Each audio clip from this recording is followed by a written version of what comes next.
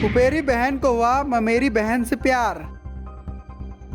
दोनों ने घर से भागकर रचाई शादी। अब पति पत्नी की तरह रह रही दोनों ने कहा लड़कों में नहीं है कोई इंटरेस्ट। उसके बाद हमने सोचा कि लड़कों में कोई भी इंटरेस्ट वगैरह था नहीं, तो इस वजह से हमने आपस में लिविंग रिलेशन। यूपी में दो बहनों ने ऐसा कदम उठाया जिससे पूरा समाज अचंभित है। दो बहनों ने एक दूसरे से शादी रचाकर पारंपरिक सोच को भी चुनौती दे दी है। अनोखी शादी का ये मामला मुजफ्फरनगर का है, जहां दो ममेरी फुफेरी बहनों ने घर से भाग एक दूसरे से शादी कर ली है और अब पति पत्नी की तरह एक साथ लिव इन रिलेशनशिप में रह रही है। परिवार वालों के विरोध और धमकियों के बावजूद दोनों ने एक साथ जीने मरने की कसम खा ली है।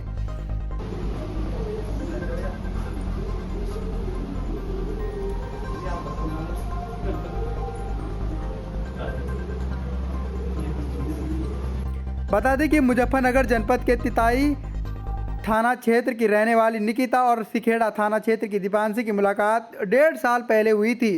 दोनों आपस में ममेरी और फुफेरी बहनें हैं। मुलाकात के बाद धीरे धीरे दोनों के बीच गहरी दोस्ती हो गई और ये दोस्ती कब प्यार में बदल गया परिवार वालों को भी पता नहीं चला। दोनों बहनें बीते 1.5 साल से रिलेशनशिप में रह रही थी। फ़ोन पर नियमित बातचीत होती थी जिससे घरवाले काफ़ी नाराज़ थे। परिवार दोनों के अवैध रिश्ते का जब विरोध किया तो दोनों ने घर छोड़ने का फैसला कर लिया। परिवार के विरोध से परेशान होकर दोनों युवतियों ने 26 फरवरी को घर छोड़ दिया। ये दोनों गाजियाबाद में किराए के मकान में रहने लगी और एक निजी फैक्ट्री में काम भी करने लगी। इस बीच निकिता के पिता ने IGRS पोर्टल पर शिकायत दर्ज कराई, जिसमें उन्होंने आरोप लगाया कि दीपांशी ने उनकी बेटी का अपहरण कर लिया है। उन्हें यह भी शक था कि उनकी बेटी को बेच दिया गया है।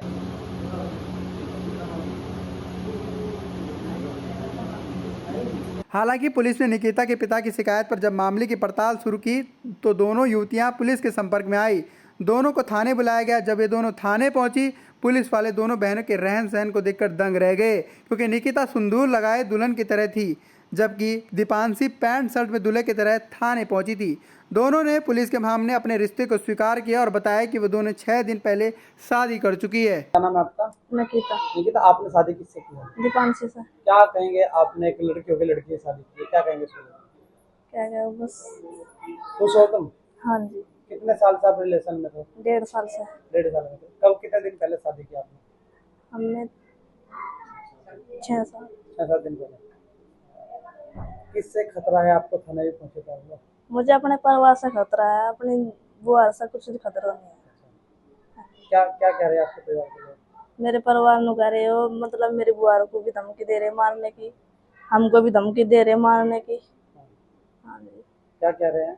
नु कह रहे हैं जो भी जहाँ भी फंस जाएगा नहीं मारेगी। तुम्हें धमका रहे हैं मारने की? हाँ। खतरा? हाँ जी। क्यों? तुम्हें लड़की से शादी किया? हाँ जी। इसी वजह से नु घर से भाग गई। निकिता और दीपांशी ने बताया कि उन्हें लड़कों में कोई इंटरेस्ट नहीं है।